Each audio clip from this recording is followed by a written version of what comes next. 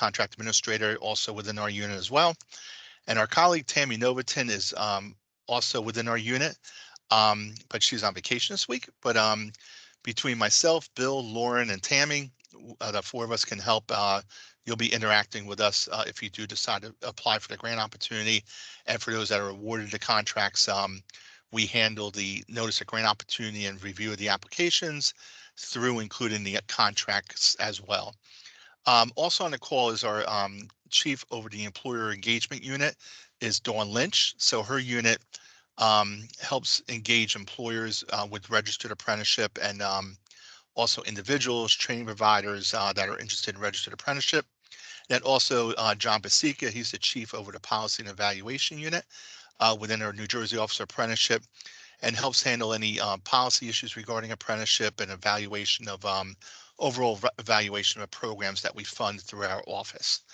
So again, the workshop today that we're reviewing is the FY23 NJ Build Women, Minority, Veterans, and Construction Notice of Grant Opportunity. The grant funding is available for those organizations that are eligible as indicated within the Notice of Grant Opportunity. That was hopefully everybody had a chance to take a look at. We do ask a few things during the workshop. If you don't mind, please make sure your microphones are muted. It just helps with the background noises and eliminates any distractions doing it. We are recording this session. The recording of session helps us first have recording the session in case anybody does miss a session today, or if any of your colleagues that you need to share with, you'll be able to share the full recording of the session as well. We do ask that you enter all questions that you may have in the chat box. It just makes it easier for us to monitor the questions, make sure we respond to all the questions that are asked. And then we also will create a frequently asked questions document. So I would think hopefully by the end of the week or very early next week, we'll send everybody the FAQ document that will have the questions that have been asked, not only through this workshop but also other questions that were asked over previous times. After today's session, we will share the Notice of Grant Opportunity, the PowerPoint presentation that we'll be showing you today, as well as the FAQ document as well. So we expect, I would say no more than an hour, probably less than an hour will be the time that we'll have to review the information that we have. We will allow time at the end for any questions and comments. Again, please enter your questions in the chat box. And we'll review all the questions at the end. It just makes it easier to do it at the end, but we'll go one by one and make sure we address all the questions. And I mentioned after the workshop, we will send an email to everybody who did register through Eventbrite for the session to share the FAQ document, the Notice of Grant Opportunity, and the PowerPoint. So at this point, before I start with the presentation, we're going to be mentioning, so our office, actually, no, let me start the presentation and I can elaborate a little bit on that. So we'll start with the next slide, please, Bill. I can elaborate a little bit more when I start going through the slides. So in March of 2018, Governor Murphy announced the development of the first officer apprenticeship within New Jersey Department of Labor, and also created the New Jersey Apprenticeship Network. Next slide, please. So the New Jersey Apprenticeship Network and our New Jersey Officer Apprenticeship, our mission is to help as the Officer Apprenticeship. We work closely with U.S. Department of Labor, and we serve as a one-stop shop for employers, nonprofits, secondary and post-secondary institutions that are interested in developing apprenticeship opportunities, support new and expand upon existing pre-apprenticeship and U.S. Department of Labor registered apprenticeship programs in the state of New Jersey, establish pre-apprenticeship and apprenticeship programs in non-traditional high-growth occupations and sectors, expand New Jersey Apprenticeship Network to facilitate interactions with industry, educational institutions, training providers, and job seekers, help better align secondary, post-secondary, and adult education and occupational training to meet the labor demands of New Jersey's industries and businesses, help apprentices earn college credits, and lastly, to remove economic barriers to training, upskilling through targeted investments. The reason I wanted to kind of go over this a little bit, so our officer apprenticeship, recently, the NJ Build program now is under our New Jersey Officer Apprenticeship program. So as you know, with that Notice of Grant Opportunity, apprenticeship is not required as a placement, but we do encourage it. So I thought, by talking a little bit about apprenticeship, and so maybe some of the participants on this call today will better understand apprenticeship a little bit more, and we can always give more information as well. It's not required that every placement is into registered apprenticeship, although we do welcome it and we encourage it, and that we hope we do have increased the number of registered apprentices down the road, even through this NJ Build program. Next slide, please. So the vision of the New Jersey Apprenticeship Network is to develop sustainable talent pipelines by aligning pre-apprenticeship and apprenticeship programs with the needs of employers, training providers, and job seekers. So we are focused on three major components or areas: driving economic development through skills and educational attainment, concentrating efforts on sector-focused, demand-driven training, and education programs that lead to better paying careers, advanced credentials, and skills attainment, and developing an ecosystem that provides multiple years of economic support to businesses and individuals for occupational skills training, leading to sustainable wages and upward mobility for workers to increase town pipelines for employers. Next slide, please. So registered apprenticeship, basically, what it means is it's registered and approved by U.S. Department of Labor, and the employer will provide classroom training as well as on-the-job training in an occupation recognized as an apprenticeable trade and meets the program standards of enrollment and graduation under the federal regulations there. So simply put, registered apprenticeship is a training model that combines classroom training as well as on-the-job learning. And each occupation is the length of the occupational training is based upon the occupation. So those that are a little bit more require a little bit more training, such as say electrician or a carpenter, might be a little bit longer than say, well, I won't compare because someone's going to say, like I was going to say roofing, but someone's going to say roofing is also just as important, which it is. But so each occupation is different as far as the length of the registered apprenticeship program. Next slide, please. So to give a little bit of update on where we are as far as in the state of New Jersey with apprenticeship by the number. So currently we have a little bit over 8,200 active apprentices in the state. We have 1,122 registered programs in the state. So each program has at least one occupation within that program. Since Governor Murphy took office in January 2018, we have increased our newly registered apprenticeship programs by over 84%, with 515 new registered apprenticeship programs being created since 2018. Over 12,000 new apprentices have been hired over that period of time. Over 6,000, almost 6,100 new industry recognized certificates of completion have been issued by U.S. Department of Labor. And according to the data from the last quarter of 2017, the total number of apprentices increased by about 1,400 apprentices. That's the highest level since 2013. And that average includes the entrances and exits that because some apprentices obviously enter the apprenticeship program and some exit as well. So this growth trend accounts for about a 21% net increase in statewide active registered apprentices in the state of New Jersey. So for registered apprenticeship, I think we've done a very good job over the past roughly 5 years now, almost 5 years now, with apprenticeship. And I just thought it'd be important to talk about apprenticeship because, again, we're trying to in the coming years, probably there'll be even a bigger focus on apprenticeship within the NJ Build program. Right now, it's just one component of placement. We do encourage you, if anyone after this session has any questions about registered apprenticeship, we are available to talk in more detail about that. But what we'll do at this point with this workshop, I'm going to turn it over to Lauren, and she's going to talk about a little bit more details about the NJ Build Women and Minority Veterans Construction opportunity. So I'll turn it over to Lauren. Good afternoon, everyone. Again, my name is Lauren DiFilippo, and I'm a contract administrator.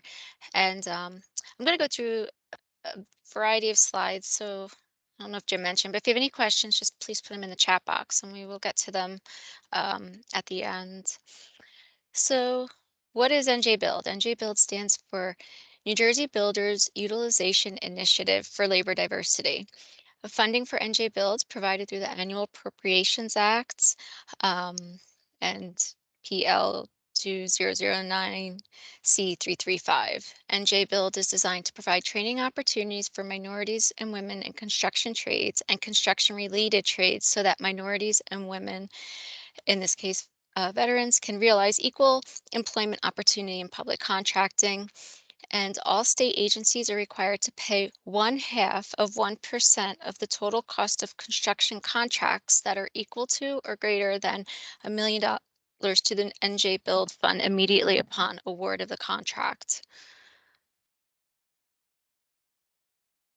A program overview. The Women and Minority Veterans in Construction Trades Grant Program will assist in providing greater employment opportunities for women and minority veterans who reside in New Jersey via pre-apprenticeship training, workforce readiness, employability training, and structured work experience, which will emphasize vocational-based training for entry-level skills in the construction trades. What is pre-apprenticeship? The mission is to create a pipeline of qualified individuals and enable them to transition into sustainable career pathways, drive economic development through skills and educational attainment, and present opportunities to women and minority veteran populations and remove barriers to training. The elements of pre-apprenticeship is an approved training and curriculum, strategies for long-term success, access to appropriate support services with a one-stop connection, promote greater use of registered apprenticeship, meaningful hands-on training that does not displace paid employees, uh, facilitated entry and or articulation. Um, we ask that applicants have an established connection to at least one registered apprenticeship program or sponsor. New Jersey Build aims to strengthen access to employment and training for women and minorities in the construction trades. So eligible participants are women and minority veterans interested in a career in the construction trades. They must be a female or minority veteran residing in New Jersey, must have legitimate interest in the construction industry, and must be registered with a one-stop career center, and if eligible, be WIOA co-enrolled and offered appropriate services such as interviewing skills, resume writing, career exploration, and supportive services. The definition of a veteran, as defined in 38 USC 101. 2, the definition of a veteran is a person who served in the active military, naval, or air service and who was discharged or released there from under conditions other than dishonorable. A reservist or member of the National Guard called to federal active duty or disabled from a disease or injury incurred or aggravated in the line of duty or while in training. The deliverables of this program.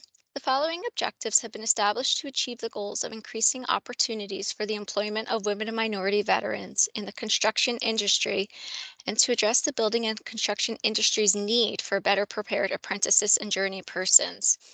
So the first one, to recruit participants through active marketing, recruitment, and outreach strategies.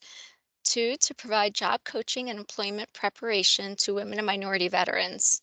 3, to assist with job placement services targeting employment in a USDOL registered apprenticeship program or other construction related employment paying no less than $15 per hour. 4, to obtain sustainable employment in any building and construction trades occupation. And 5, to obtain sustainable employment in any ancillary occupation associated within the building and construction trades, paying at least $15 per hour. Program outcomes. The participants must participate in all components of the program. Participants must be registered at the One Stop Career Center. Graduate a minimum of 75% of program participants from the training program. Provide placement services into either USDOL registered apprenticeship program or into employment with a construction job with a starting wage of at least $15 per hour. Conduct follow-up for job retention post-placement, a minimum of one industry valued credential, and assist participants to acquire such documents such as driver's license, a state ID, a birth certificate, etc.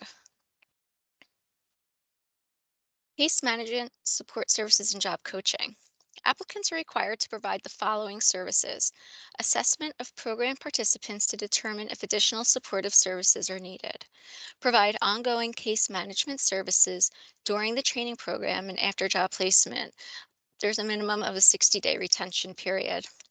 Each participant must obtain at least one industry-related recognized credential and provide job coaching and job placement services linking participants to USCOL approved registered apprenticeship programs and trade-related employment. Uh, it's to note that grantees can include need-based stipends in their budgets to enable participation. Stipend payments can be paid to the participants on a biweekly basis and cannot exceed $250 per week. Funding and contract information. Funding for fiscal year 2023 is expected to be $3 million and is contingent upon the availability of funds. The length of the contract will be 18 months. Competitive proposals will have a cost per head of a maximum of $15,000 each. Funding from this grant announcement shall be used to support training in the construction and building trades. Any construction craft, administrative, support, and operational occupations are acceptable. This includes professional titles as well as skilled trades. Awarded applicants will have the administrative responsibilities, including, but not limited to, the archiving of records, completing monthly reports, and attending required meetings. And Lauren, sorry, this is Bill Sarbuck. I just wanted to add to Mhm. that. So for the $15,000 maximum cost per head, just for clarity purposes, if you say you're going to serve 20 participants, 20 times 15,000 would be the maximum allowable for you to apply for in this instance for the grant. Um, just for clarity purposes, so that you guys understand and everybody's on the same page. Um, it's very simple if you do it that way. You know how many, ultimately you're going to tell us how many participants you're going to serve at some point. Make sure that that number of participants times the 15,000 is the maximum that you request from us in your application.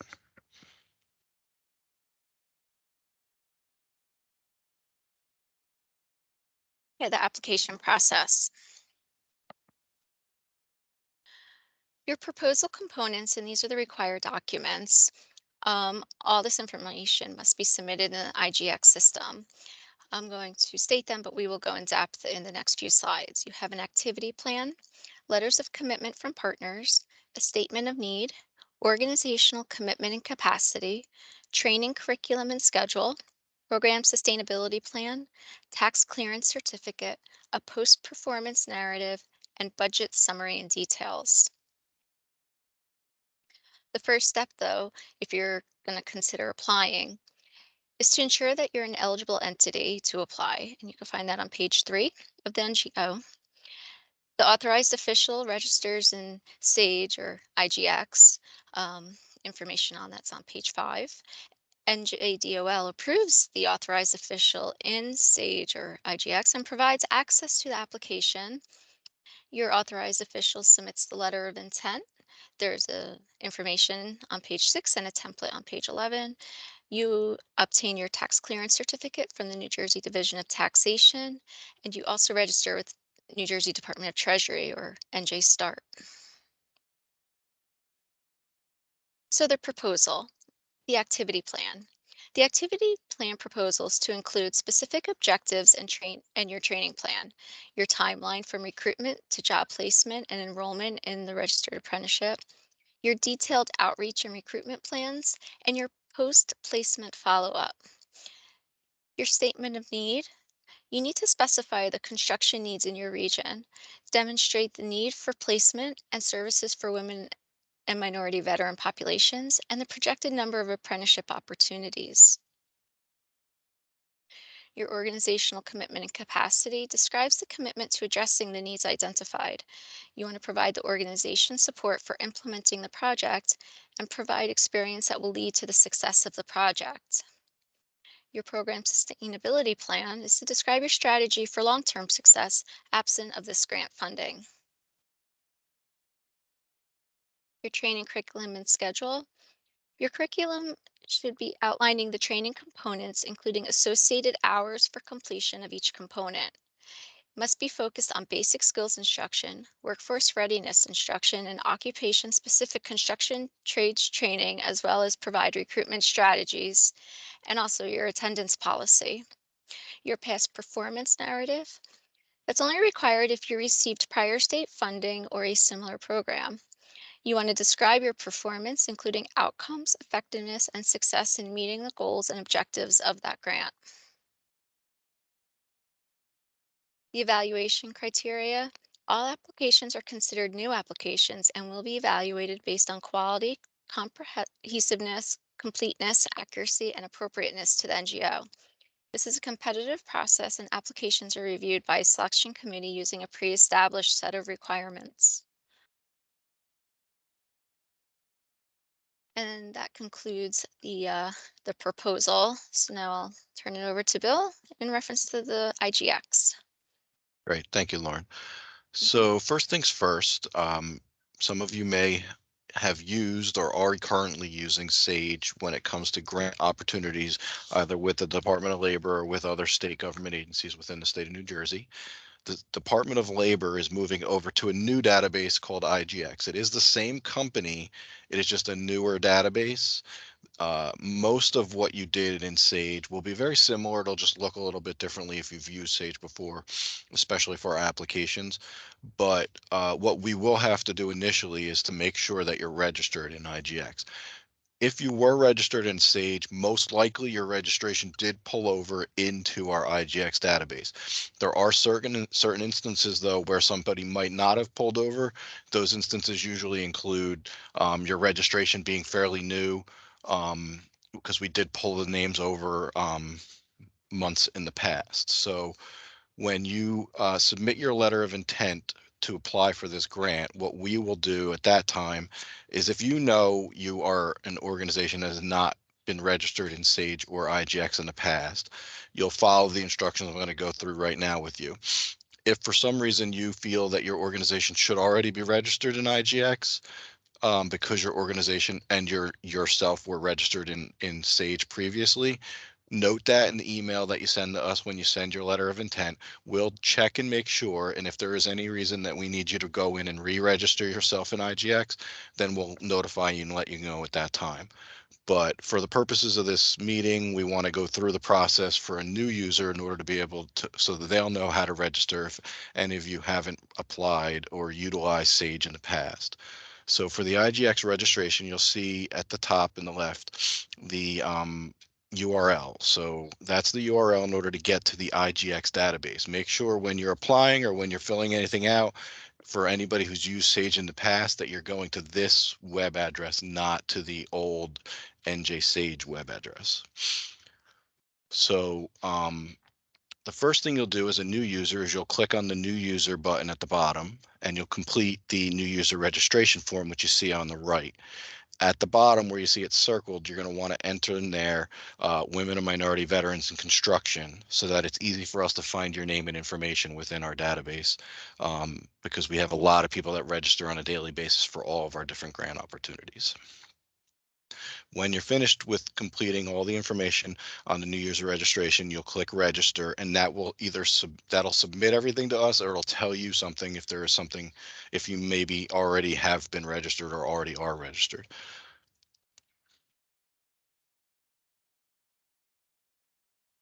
So once your registration is approved, you'll receive a notification from SAID, from IGX.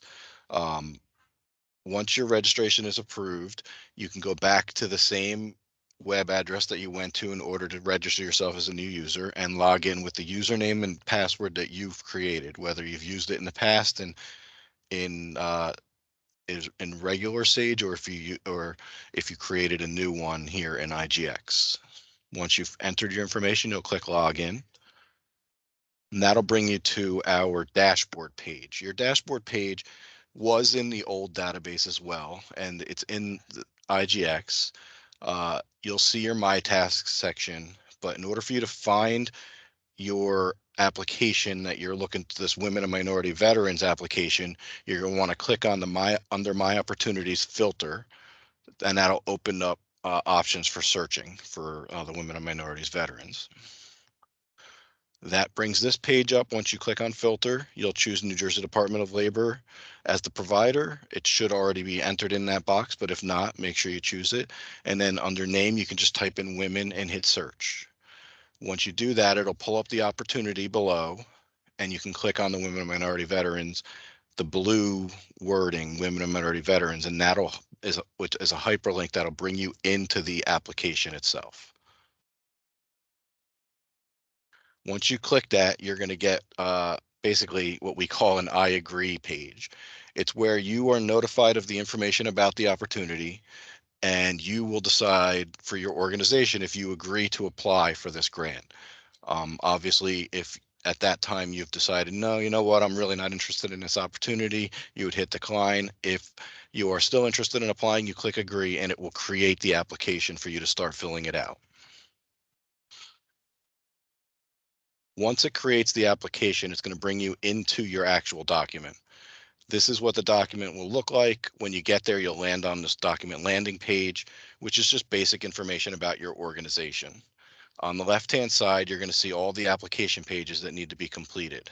These are the pages that are detailed more specifically within your notice of grant opportunity, some of them in which were just spoken about by Lauren. And then it also will be where you'll include all of your budget information to break down how much of the funds that you're asking and requesting for this grant opportunity. Once you've completed each of these pages, then you will move to the process of submitting your application. The submittal of your application is basically telling us that you've completed all the sections of the grant opportunity application, and now you're ready to submit it for our review and scoring and consideration for grant opportunity.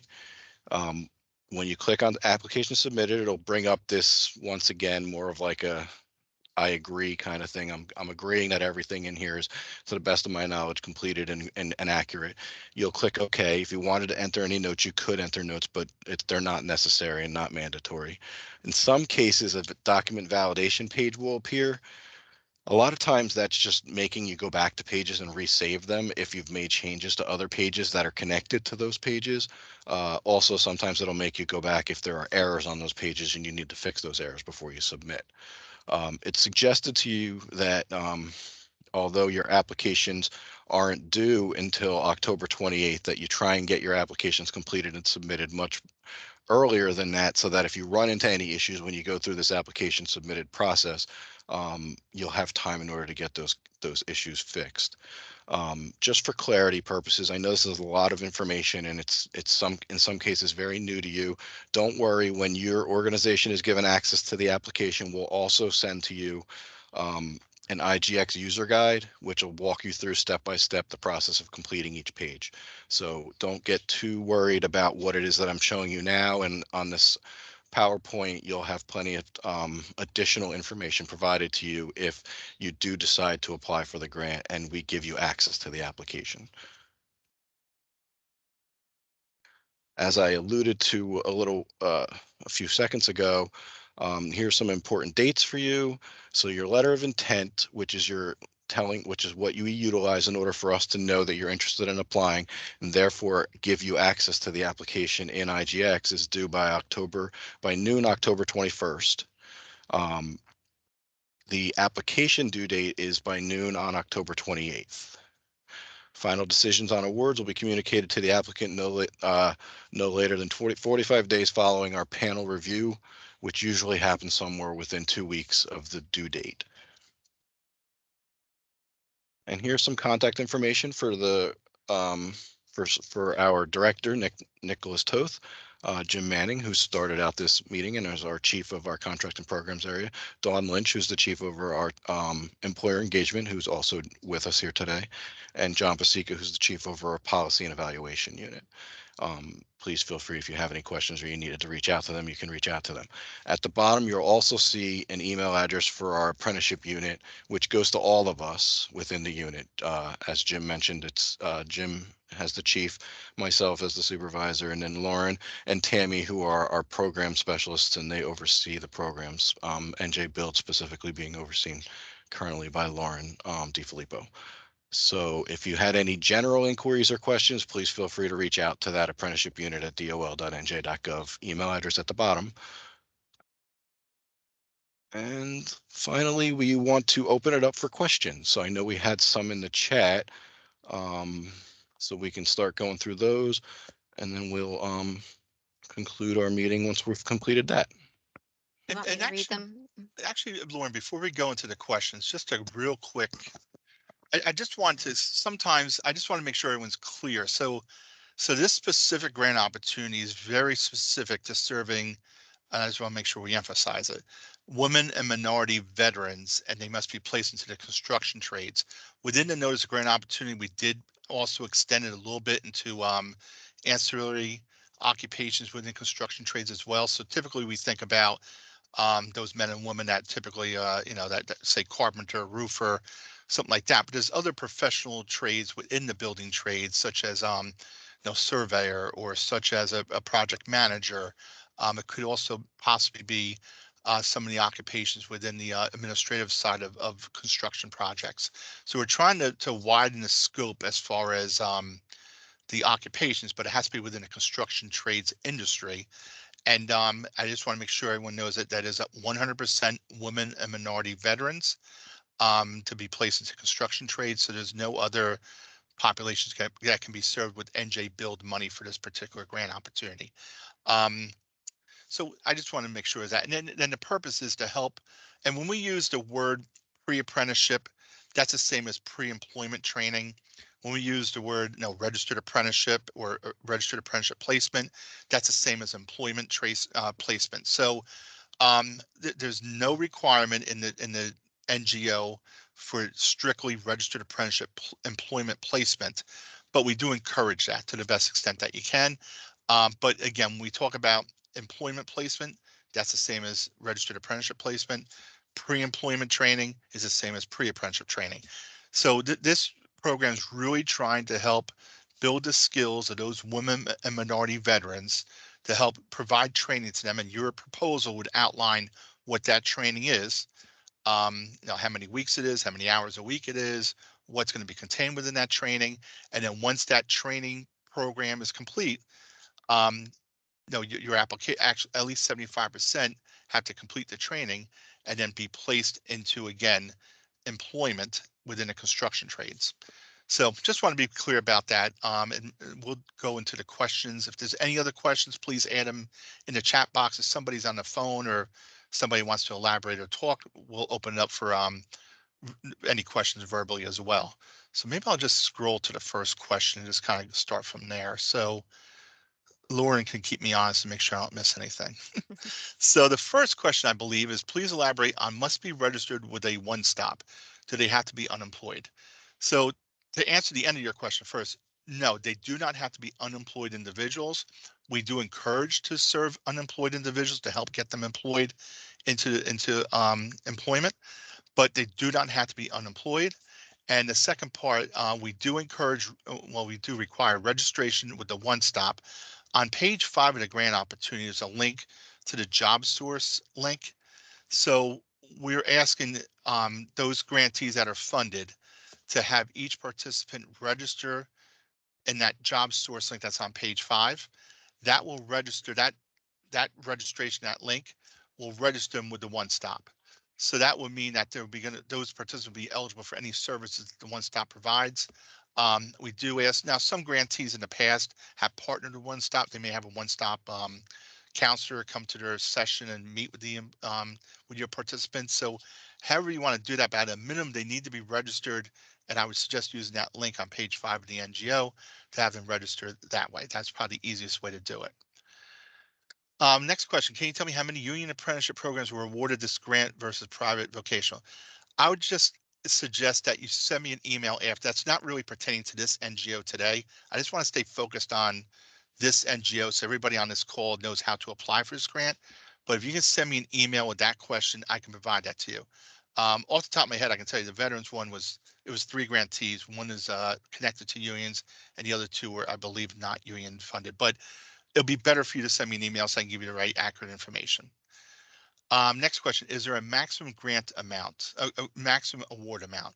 So no, there is not a maximum amount within our grant opportunity, but as you know, when Bill was presenting earlier, it's really going to be based upon your level of service, right? So if you're serving 20 individuals, the maximum that you'd be able to apply for would be 350,000 based on 20 individuals times the maximum of $15,000 for $350,000. Now, within that scope, right, your budget has to be reasonable as well, right? So, you can't say I'm going to serve 20 individuals and no, I'm the president of the company, so I'm going to get $350,000 for being president of the company. That's going to be the only cost, right? So your costs that you have, training costs relating to the training, it could be stipends for the participants. We did include this time in the NGO stipends for participants.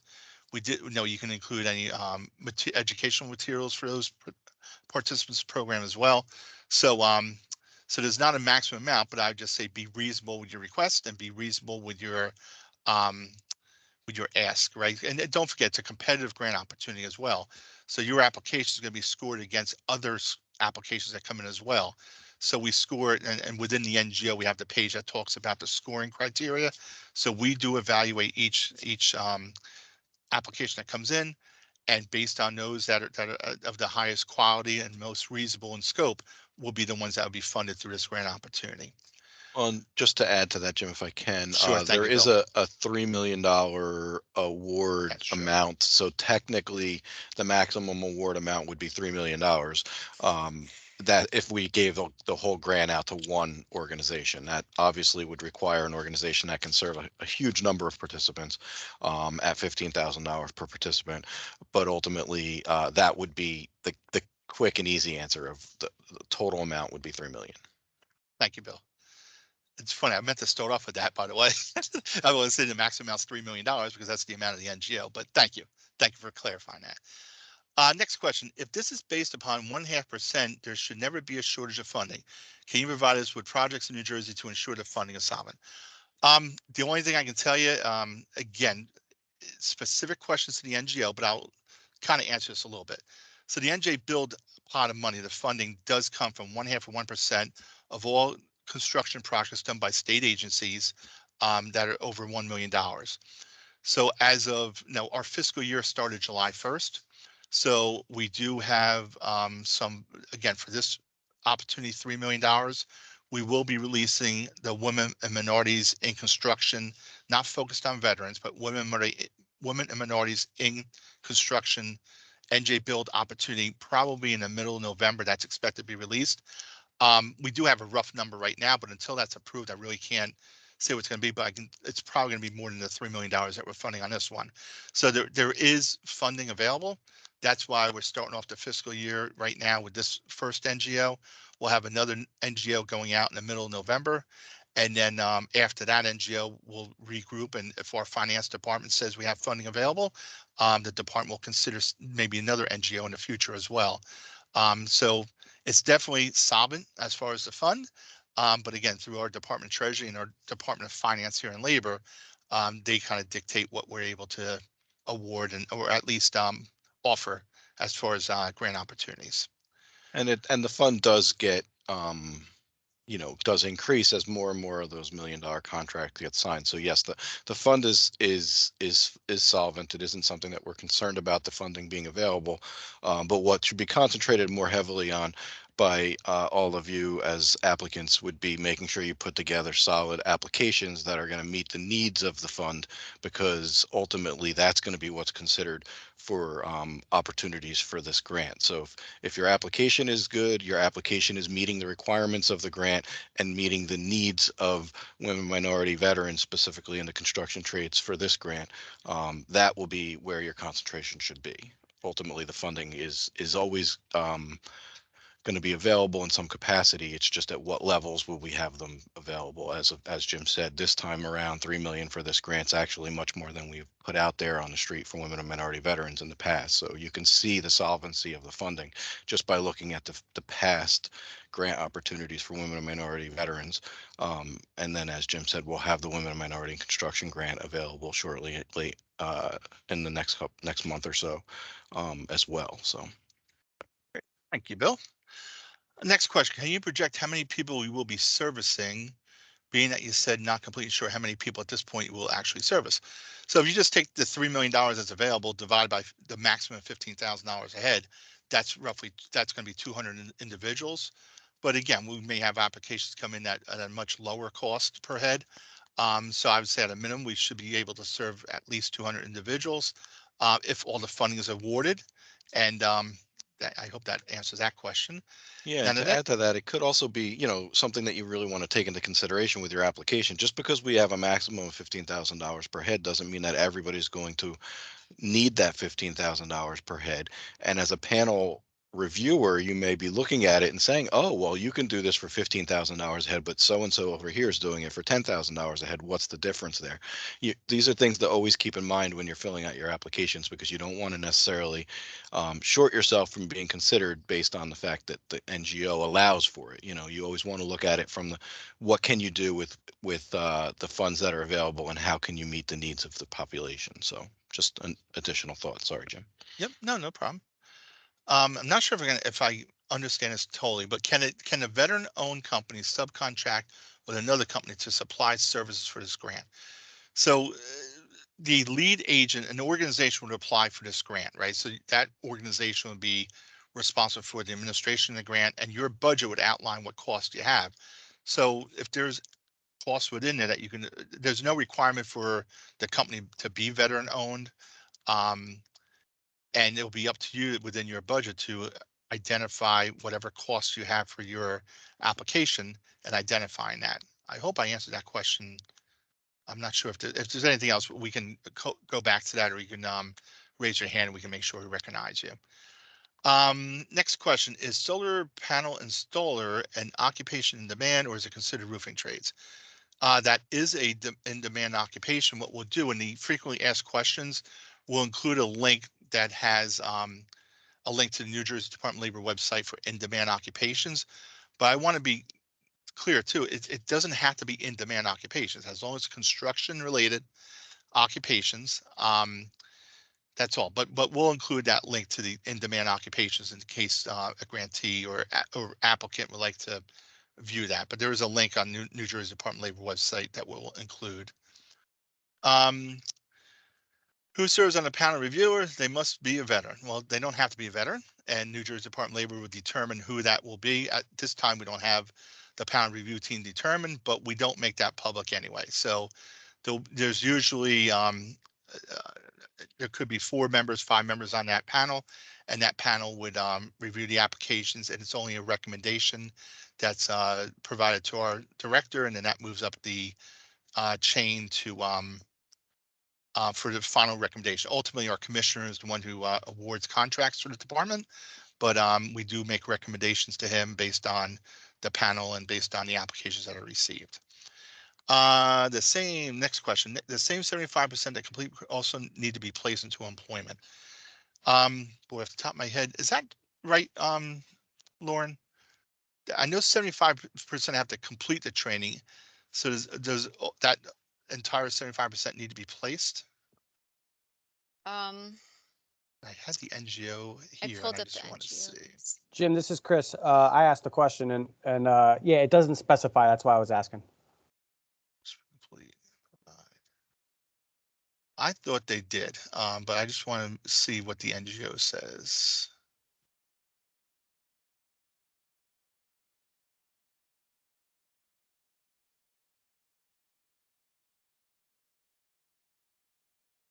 Yeah, provide placement service and ensure program graduates will be placed into registered apprenticeship or placement into construction. So I'd say yes, the full, 75% must complete, and that group that's left that graduate the training need to be placed into employment. Yes. Yeah, I believe it is a little bit vague, Chris, but ultimately what the goal here is to increase the number of women minorities in the construction trades. And if you're graduating 75% of them, therefore they've completed the training aspect of it, the goal would be for those 75% to then be moved into employment, whether it be apprenticeship or non-apprenticeship, um, at $15 or more an hour, as per what the NGO states. So I would think that it would always be in your best interest to work towards getting 100% of your participants completed, but we set a goal of 75% with the expectation of um, some attrition occurring, or some people not completing the trainings. People participants is what is the right word. And I think that's the end of the questions, I believe, right? So far, yeah, I don't see any new ones. So does anybody else have any questions, either in the chat or if somebody wants to raise their hand, we can recognize you and provide you an opportunity to ask any other questions that you may have regarding to the grant opportunity. I see Trina Bird. Do you have a question? Good afternoon, everyone. My quick question was, I want to be clear, the lead vendor has to be a veteran or no? To apply for the grant opportunity? Yes. No. For an organization to apply within the Notice of Grant Opportunity, there's a page that has eligible organizations. I'm going to see what page it's on right now so I can make sure we are clear. Eligible 5. applicants, page has 3 in the, there you go, thank you. So page 5, letter D, eligible applicants. So that lists the organizations that are eligible to apply for the grant opportunity. It does not need to be a veteran-owned company. It does not need to be a veteran that runs it. Those are the organizations that are eligible to apply for this grant. Yeah, for Okay. clarity purposes, NJ Build is for servicing women and minorities in the construction trades. And in this case, it's women and minority veterans. So for you to provide training and employment opportunities to women and minority veterans, not that your ownership is women or minority veteran. Really, it could be, but it's not mandatory. And last, they do not have to go through the application process through the local one-stop center. They could come directly to you and just complete your application process as a training vendor, state approved training vendor. So this is not an individual training account. This is a grant that we're going to award organizations to provide training. So your application should explain how you plan on sourcing your candidates, right? How you're going to encourage individuals to participate in your training program. So that hopefully will include the one-stop center. But if someone comes to you directly and you place into the program, you do need to register that individual with the one-stop as well. Okay. Register, like send them over there to take a TABE test or whatever that is. As we mentioned earlier, within the grant opportunity on page 5, I believe it is on page 5, there's a section that talks about registering participants through a link. There's a link that's there for job source. So if you have each participant click on that link and register themselves, that will register the individual with the one-stop. Great. I'm now, sorry I missed that. Whatever services they take advantage of the one-stop is up to that individual, but we encourage and we ask that grantees make sure applicants are, make sure our participants are aware of the one-stop, the services that they offer, and do it that way. So. All right, thank you. Okay, you're welcome. And Chris, I know you had a question as well. Yeah, hey, sorry. My guess is you probably already mentioned this, but the slideshow that we just went through, will that be emailed to everyone on the call? Yes. And then John also mentioned, I guess, another slideshow that could help you through like the new Sage. I guess he said something about a step by step. Yes, I actually already emailed that to you guys. You guys have already been given access to the application. I've already emailed it to you.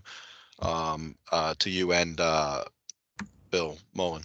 I didn't email it to Val because she has to get registered in IGX, just so you know. Yeah, just so anyone's clear. So when someone submits a letter of intent, which one organization already did, when you submit your letter of intent, that triggers us sending the user guide for IGX and how to start your application IGX. If somebody's not speaking, can you please mute your microphone? Thank you. Okay, Chris? Yep, okay. all good. Thanks, man. And Ms. Myers, I see your hands raised. James, what I want to find out is if I'm an employer and I have veterans, can I write the grant as a OJT kind of thing, or do you want them to be trained? Say I can design a training program for over the 18 months and I employ them before that time or in the time. You see what I'm trying to say? If I went out and brought veterans, women veterans, and I hired them, and now I can apply for the grant, but they still working for me now, would that be a conflict of interest? Because I'm paying them. You see what I'm trying to say? I'm trying to lock them down and train them while I'm locking them down and keeping them on my job. I'm not sure what you mean. So if they're already employed by you, why would Yes. you train them and then have them employed again? They're already No, employed. I wouldn't want to. I'm asking, could I do this grant as an OJT if that's the case? No, the purpose of this grant opportunity is to help provide pre-employment training to women and minority veterans so they become employed. If they're already employed, it doesn't benefit anybody, I don't think. Yeah, I Well, think because the goal here is to increase the number of women and minority veterans who are working in the construction trades. If they're already working in the construction trades, it kind of defeats the purpose of trying to increase that number. What I'm So, trying to say, Bill, is that part of, if I did the presentation, when I ran it, if I want to employ them, they're not in employment right now. I'm an employer. I'll give you an example. I want to fill this grant out. You give me $15,000 per person, or I train them for $5,000, but I want to hire them to ensure they stay with me during this training period. okay. Are you a contractor? Yeah, Yeah. I'm an employer. I'm a contractor. I'm a general contractor who have jobs. So if you Now, provide pre-employment training to help get someone's skills right, available to move them up and then hire them into the program and as an employee in a construction trades occupation, yes, right. that's what the NGO is. Yes. I understand that, but you're telling me I have to, I'm just asking, do I have to wait to the end to hire them? Well, the purpose is to help provide training. So I don't know. At the end, you're going to I, determine how long is your training. I want to do, they want to do OJT. I'll talk to you offline, James. Okay. Okay. So, anybody else with any questions? There's something in the box. Oh no, Wait. I moved my box away. I gotta go back to the chat. Oh, that's right. I'm sorry. So is placement in apprenticeship the same as placement in employment? So it's two different things, but with this notice of grant opportunity, it's both allowed, right? So if you're going to train a women minority veteran and then place them into employment, it could be placed to employment in construction trades or placement into a registered apprenticeship program within the construction trades. So both are acceptable with this grant opportunity. And the next question, do women participants have to be veterans or women are separate from minority veterans? No, it's a female veteran. I'm sorry, it's a female veteran Mhm. as a minority Minority veteran. Yep. Yes. It's an or, yeah. It's female or minority veteran. Yes, exactly. Or both. They could be a minority female veteran. Exactly right. So I hope that clarified that. So at this point, not seeing any other questions. What we will do, again, we're going to prepare a frequently asked questions document with some of the questions that were asked.